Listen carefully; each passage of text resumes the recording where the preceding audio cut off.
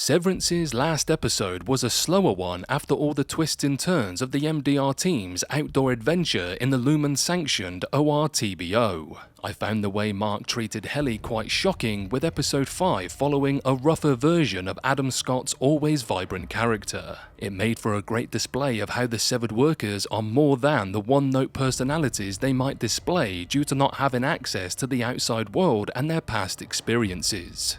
Still, I hoped Mark would change his demeanour and get back to his old self. But before we get into the review, if you haven't done so already, please hit the subscribe button, drop a like and comment on the video, and if you're able, please sign up for channel memberships for exclusive content, which really helps us out. Anyway, let's get back to Lumen.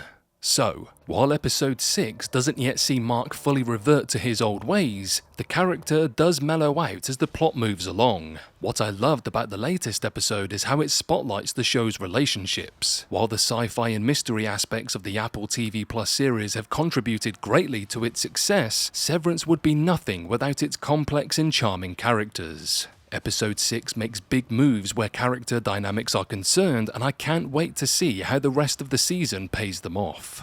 First up, Mark and Helly's relationship was the one I was most looking forward to seeing explored in episode 6. After Mark had sex with Helena Egan thinking it was Helly, I was startled by how rude he was towards the real Helly in last week's episode. Sure, I understand how he felt betrayed and doesn't know whether he can trust her. However, Helly had just gone through a traumatic event, waking up for the first time in months to find herself being drowned by Irving. Mark ended up apologizing for the way he treated her, which I guess was good enough for now. One of the saddest parts of how Helena took over Helly's identity is that she stole Helly and Mark's first time. This is why I felt it was so sweet they decided to take back ownership of that moment and not let Helena ruin the couple's relationship. But I didn't expect that Mark's outie choosing to reintegrate would cause a nosebleed just after that. Earlier in the episode, Mark had already alternated between his outie's life and where he was at Lumen, so the situation might get critical soon.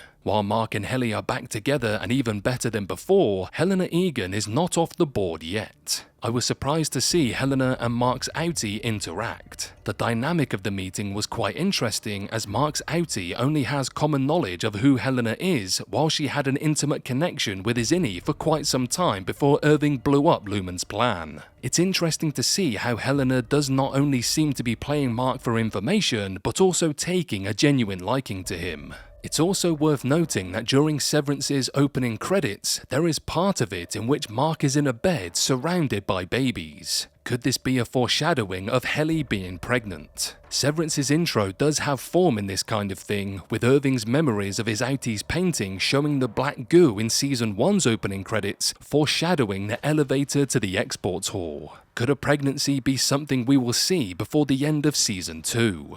While Mark and Helly's relationship is at the forefront of the show, it's far from the only one explored in episode 6. One of the things I love is how Severance Season 2 introduces new concepts and storylines that add to the rich tapestry created by the original season. Dylan is one of the characters who intrigues me the most. Due to his solid work, he can receive brief visits from his outie's wife, which is a privilege that none of the other macro data and refinement workers have. I liked what was shown of Dylan and Gretchen in Season 2, and I loved how their story developed in episode 6. Dylan's outie is not his best possible self, with the weight of his frustrations and bad decisions making him bitter. However, Dylan's innie is well resolved and proactive, making his interactions with Gretchen more loving than the relationship she has with his outie. I fully expected them to kiss sooner than later, and I can't wait to see how that dynamic will play out now that Gretchen essentially cheated on her husband with a better version of him.